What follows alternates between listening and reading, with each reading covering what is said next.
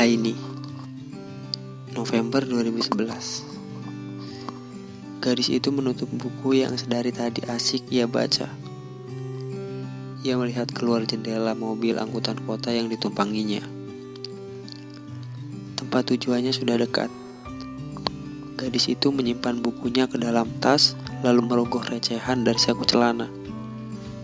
"Kiri," ucapnya pada pak sopir. Hari sudah menjelang sore ketika gadis itu melangkah menuju pelataran mal. Ia mengecek ponsel, lalu celingukan, hingga matanya menemukan seorang pemuda yang berdiri di depan sebuah restoran. Pemuda itu balas melihat ke arah sang gadis. Ia melambaikan tangan perlahan. Gadis itu berjalan mendekat. "Maaf, aku terlambat. Macet banget," jelas sang gadis. "Iya, gak apa-apa. Aku juga baru datang kok," jawab si pemuda.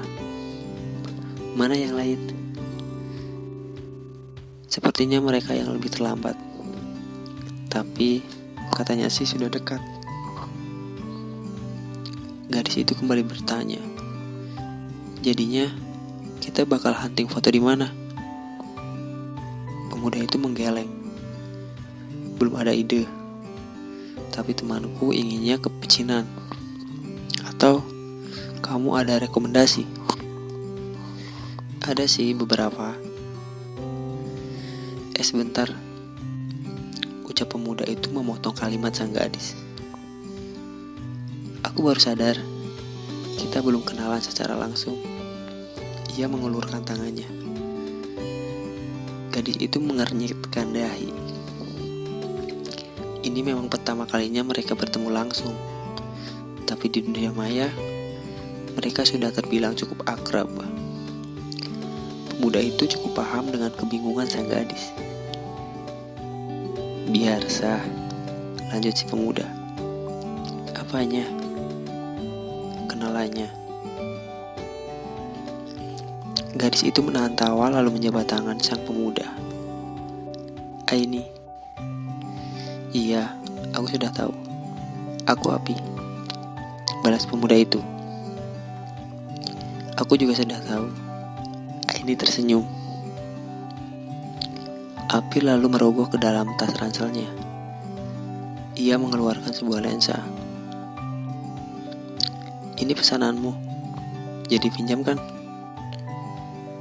Aini mengangguk. Iya, memang lensa tersebut pada kamera yang dibawanya. Kemudian mencoba memotret dengan lensa tersebut. Tapi berhubung tidak ada fitur autofocus, ia cukup kesulitan memakainya. Ia mencoba lagi dan lagi, masih saja sulit. Ketika Aini sedang asik berkutat dengan kameranya, datanglah dua orang pemuda lagi. Dua-duanya merupakan teman Api. Setelah berkenalan, mereka berembuk. Akhirnya, dikarenakan hari yang sudah cukup sore dan lalu lintas yang padat, mereka memutuskan untuk berburu foto di stasiun kereta yang lokasinya tidak begitu jauh dari tempat mereka berkumpul. Dengan menggunakan sepeda motor, mereka pun bertolak. Aini berboncengan dengan Api. Tidak seperti di dunia maya, mereka lebih banyak diam di atas sepeda motor. Sekalinya berbincang, yang Api bicarakan hanyalah seputar lensa-lensa manual beserta konverternya, hal yang kurang Aini pahami. Tapi Aini tetap menaruh perhatian kepada penjelasan Api. Dari beberapa kali chatting, Api tahu bahwa Aini sangat berminat belajar fotografi, tapi masih malu untuk bergabung dengan komunitas memotret. Karena itulah, Api yang memang sejak lama menggilai dunia fotografi mengajak Aini untuk berburu foto bersama. Kebetulan lagi, ada dua teman Api yang terbilang jago memotret, yang juga ingin berburu foto. Pukul 4 sore, iringan sepeda motor tiba di stasiun kereta. Mereka kemudian memotret di dalam stasiun. Tadinya, Aini sempat meragukan objek apa yang bisa ia potret di stasiun kereta. Namun, di luar dugaan, ternyata ada banyak. Apalagi langit kota yang kian memerah cerah menjadikan segala objek terasa indah. Suara azan di kejauhan menjadi penanda agar mereka berhenti menyusuri rel. Setelah puas memotret, Aini duduk di sebuah bangku besi memanjang di ruang tunggu stasiun. Anak-anak kecil penjajah koran lalu lalang dengan tawa lugu di wajah mereka. Dengan gesit, Api menangkap momentum tersebut. Kereta antar kota datang. Puluhan orang yang akan berangkat pulang dengan segera menyerbunya. Tidak lama, diiringi bunyi khasnya, kereta kembali pergi, meninggalkan stasiun kembali hening. Seberes membeli air mineral botolan, Api duduk di sebelah Aini yang masih sibuk berkutat dengan layar kamera, memandangi hasil foto yang diambilnya. Kedua teman Api izin pergi sejenak untuk mencari makan. Tak lupa Api menitip nasi ayam untuk dirinya dan sang gadis. "Bagaimana? Dapat banyak gambar?" tanya Api. "Enggak ada yang bagus," jawab Aini tidak percaya diri. Ia menaruh kamera di pangkuannya. "Mana? Coba lihat." Ragu-ragu, Aini menyerahkan kameranya. "Aku juga mau lihat hasil fotomu ya," gadis itu meminta. "Malu, hasil fotoku jelek-jelek." Merendah, Aini tertawa lalu merebut kamera Api. Api mulai mengecek gambar-gambar di kamera Aini.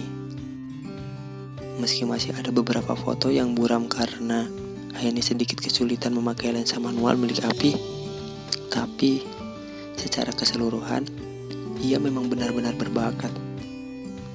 Beberapa kali, Api mengomentari hasil jepretan gadis itu. Aini sendiri tidak terlalu fokus dengan kata-kata Api. Ia sedang asik melihat foto-foto hasil jepretan Api. Ada seorang istri sedang mencium tangan suaminya, bangku kereta yang kosong, anak kecil sedang memungut kucing. "Wah, kucing. Aku suka sekali kucing. Kenapa tadi aku nggak memperhatikan ada kucing ya?" ujar Aini sumringah. Api tersenyum. Seiring dengan makin seringnya kita memotret, kita akan lebih peka akan hal-hal kecil yang gak semua orang perhatikan. Hal-hal besar di dunia ini ada karena hal-hal kecil, kan? Kadang kita terlalu fokus sama yang besar, sampai lupa melihat yang kecil.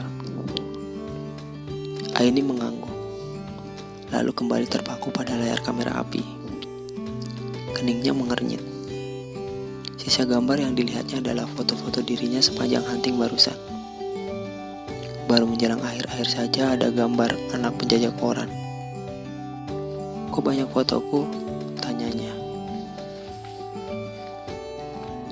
Api buru-buru mengambil kembali kameranya dari tangan Aini. "Nggak apa-apa.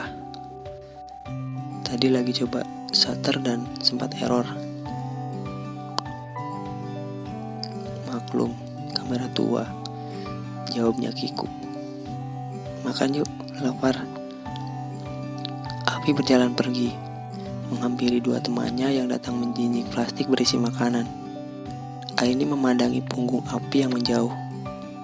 Senyumnya perlahan mengembang.